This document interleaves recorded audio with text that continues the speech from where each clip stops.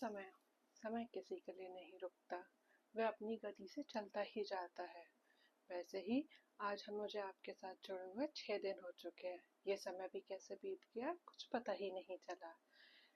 नमस्कार आप सभी का। आप सबका एक बार फिर से स्वागत है इतिहास टेल्स बाय आकांक्षा में।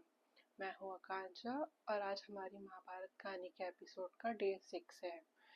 तो जैसे कि मैंने आपको बताया था कि ये चैनल इतिहास की कहानियों के बारे में है, जिसमें ये मेरी पहली कहानी है महाभारत।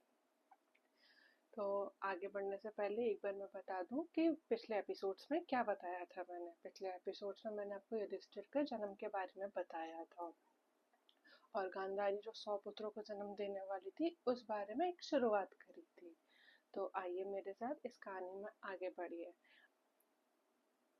अगर आप मेरे चैनल में न्यू हैं तो लाइक एंड सब्सक्राइब ज़रूर कीजिएगा और मेरे वीडियोस को अपना प्यार भरपूर दीजिएगा। तो जैसे कि मैंने आपको बताया था, कुंती ने अपने वरदान को प्रयोग करके धर्मराज यम से एक पुत्र प्राप्त किया था, युधिष्ठिर, जो पांडवों का सबसे बड़ा भाई था और उस तरफ जन्म होने वाला था दुर्योधन का, और वो के सबसे बड़े भाई का। पर वो जन्म कैसे होगा? गांधारी जो 15 मास से पेट से थी उनको अभी तक प्रसव नहीं हुआ था, प्रसव पीड़ा नहीं हुई थी। तो इसके बाद तो वह महादेव के मंदिर में बैठ के तप करने लगी कि उन्हें प्रसव पीड़ा क्यों नहीं हो रही है। ये देख के धृतराष्ट्र को भी बहुत गुस्सा आया, क्योंकि उनके छोटे भाई पांडु को एक पुत्र की प्राप्ति हो चुकी थी और यहाँ उनकी पत्नी 15 माह से प्रयास कर रही थी, पर उन्हें भी अभी तक प्रसव पीड़ा नहीं हुई थी। उनको भी एक भी पुत्र प्राप्त नहीं हुआ था।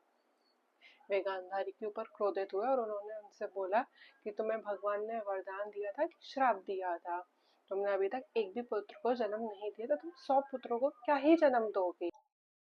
ये बात सुनकर गांधारी को बहुत दुख हुआ। गांधारी अपने पेट में जोर जोर से वार करने लगी और बोलने लगी, या तो जन्म लो या फिर मेरी मृत्यु का कारण बनो। और ऐसे ही वार कर करके उनको प्रसव पीड़ा एकदम शुरू हो गई। अब उन्होंने एक जन्म दिया तो मांस के लोथड़े को, ना कि पुत्र को।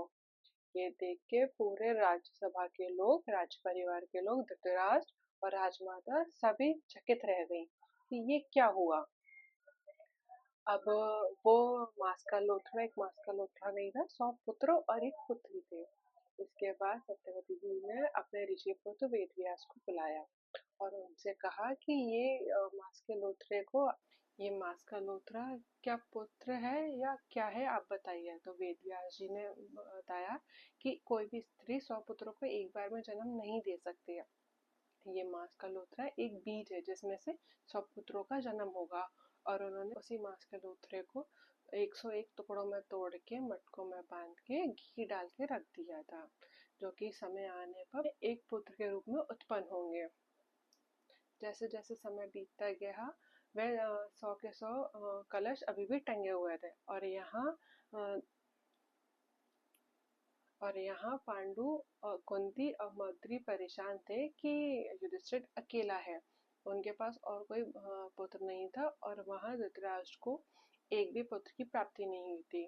माद्री ने कहा पांडु से कि महाराज, अगर युधिष्ठिर अकेला ही रहेगा तो वह कमजोर राजा रहेगा, क्योंकि अगर उसका कोई भाई या उसका रक्षक नहीं होगा तो बाकी राज्य उस पर हमला भी कर सकते हैं।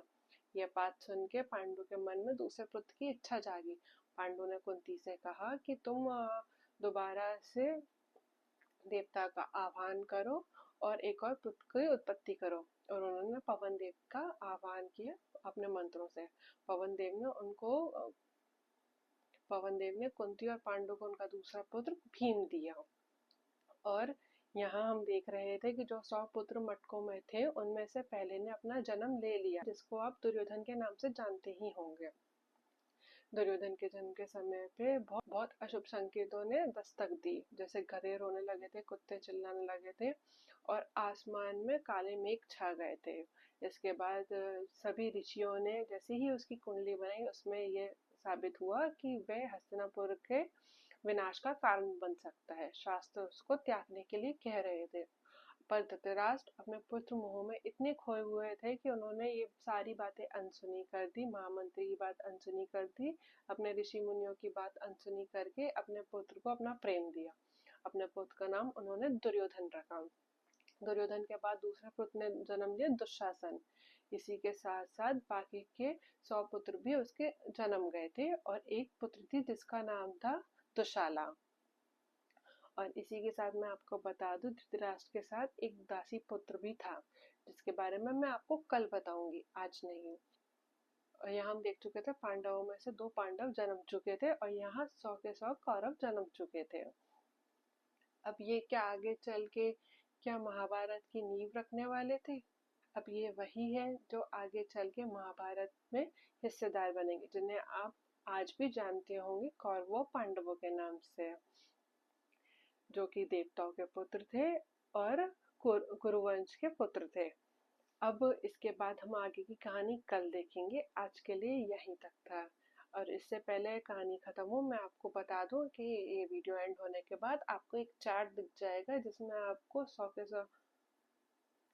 100 कौरवों के नाम दिख जाएंगे, क्योंकि 100 कौरवों के नाम बहुत ज्यादा होते हैं। और दूसरी तरफ एक चार्ट और दिखेगा जिसको आप एक फैमिली ट्री समझ सकते हैं कि अभी तक के मैंने आपको क्या बताया और कौन किसके पुत्र थे, कौन राजा बना था, कौन किसका भाई था, क्योंकि इतने नामों के बीच में सब कंफ्यूज हो जाते हैं कि कौन क्या था।